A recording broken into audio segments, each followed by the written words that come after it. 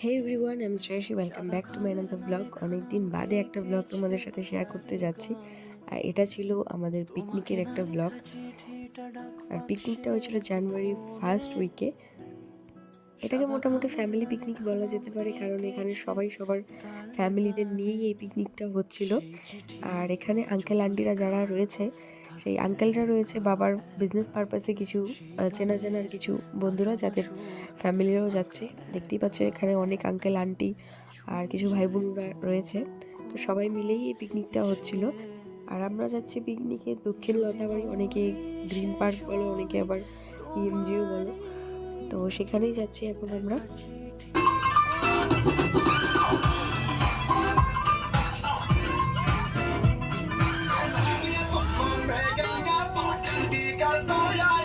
আর ভিডিওটা যেহেতু আমি অনেকদিন বাদে আপলোড দিচ্ছি, তো ভিডিওসগুলো দেখে তোমরা বুঝতেই পারছো প্রচুর ঠান্ডা ছিল সেই দিন, আর ভীষণ কুয়াশাও ছিল। আর এখানে আমরা সবাই ভীষণ মজা করতে করতে পৌঁছেই গিয়েছি পিকনিক স্পটে।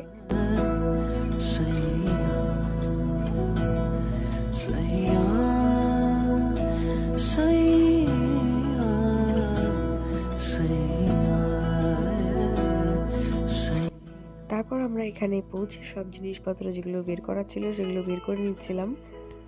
তারপর এখানে জিনিসগুলো নামানোর পর এক এক করে কাটার যে জিনিসগুলো ছিল সবজি, সেগুলো কাটা হচ্ছিল। আর টিফিনের জন্য লুচি, সবজি, ডিম সেদ্ধ, মিষ্টি সেগুলো রেডি করা হচ্ছিল।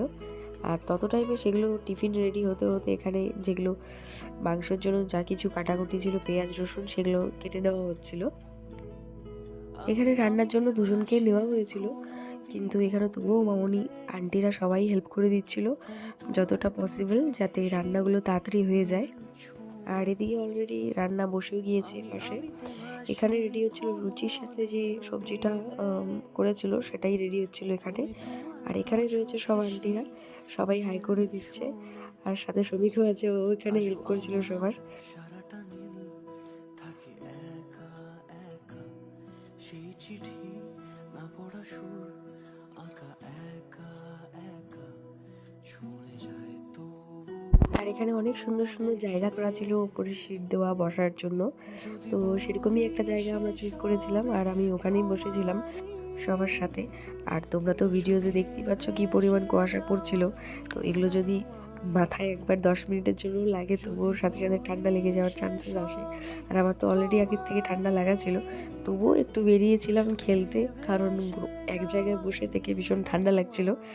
তারপর ব্যাডমিন্টন নিয়েছিল ভাই বোনরা সবাই।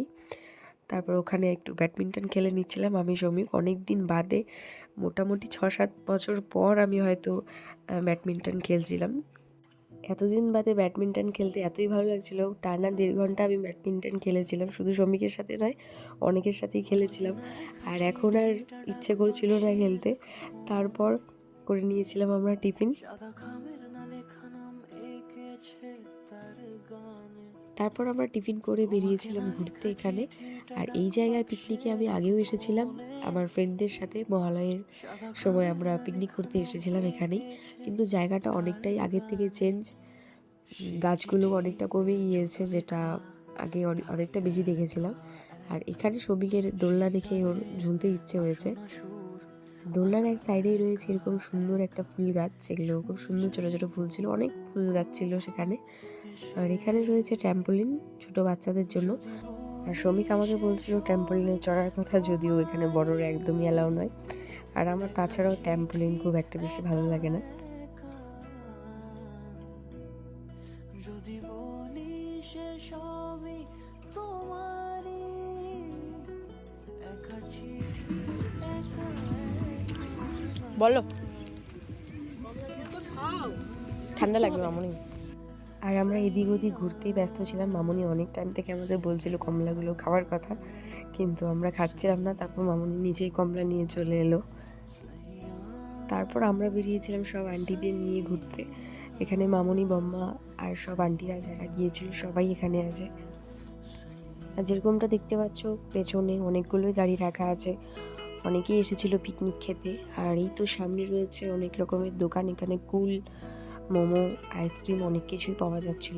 আর এখন স্ক্রিনে হাই দেখাচ্ছে বম্মা। আর এখানেই তো রয়েছে সব আন্টিরা, আর আমি সামনে ব্লগের জন্য ভিডিও ক্লিপস নিচ্ছিলাম। তারপর ওখান থেকেই সামনে যে নদীটা রয়েছিল সেখানে গিয়েছিলাম, আর এখানে সব আন্টিদের এখন ছবি তুলে দিচ্ছিলাম, আমরা নিজেরাও তুলছিলাম।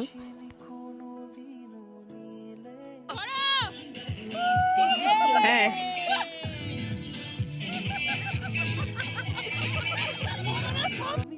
বাকি জায়গাগুলো থেকে নদীর সাইডটা এতটাই ঠান্ডা ছিল যে ওখানে দাঁড়ানোই যাচ্ছিল না। তারপর ওখান থেকে বেরিয়ে আমরা এখন যাচ্ছি সোজা একদম। আর পুরোটা পিকনিক স্পট একই রকম, যেরকমটা দেখতে পাচ্ছ এরকম গাছ গাছ, আর সাইডে কিছু কিছু জায়গা ফাঁকা রয়েছে।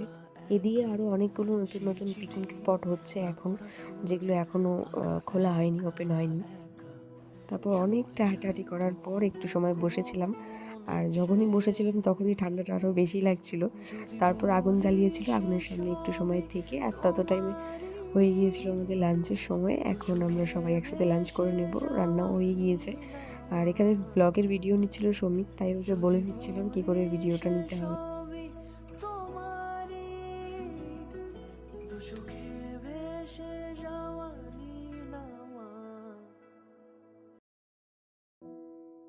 আর এখান থেকে প্রচুর পরিমাণে পাখির আওয়াজ শোনা যাচ্ছিল। পাখিগুলোর এখন ঘরে ফেরার সময় হয়ে গিয়েছিল। অনেক পাখি দেখা যাচ্ছিল, কিন্তু সেগুলো ভিডিওজে আর ক্যাপচার করাটা পসিবল হয়নি।